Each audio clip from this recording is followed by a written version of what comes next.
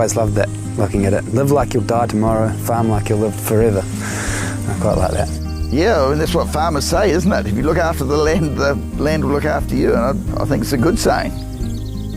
I'm Tim Chamberlain, and this is my son George, and we have been producing barley and wheat leaf powders for nutrient rescue for a number of years.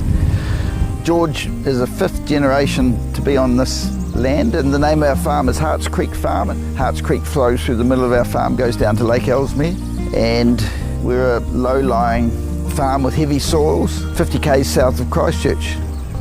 Well, Rose and I came back to this farm when I was 25, I think, and I was passionate about farming, and there were a whole lot of boxes organics ticked. There's nothing particularly inherently natural about farms. If we humans weren't here, there wouldn't be farms.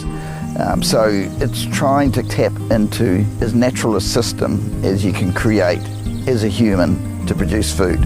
And we're forever trying to work out cleverer ways in our cultivation to do less damage. The majority of the herbicide, pesticides and fertilisers we can't use. So it's around, creating systems that don't need those inputs. A lot of the way to counter that is to make the plant as sort of strong as possible, and that comes from feeding the soil to make the plant as resilient as it can from disease and all those things that can attack it.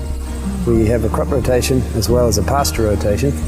Each crop needs slightly different nutrients and minerals, and then the pasture rotation, the stock will convert the food into fertiliser, and then that will help grow healthier crops again. Biodiversity really helps. It's wonderful on the farm actually, and you create a healthy environment around, and that in turn helps you grow your crops. I think the more you can work with nature, it's only going to be a good thing.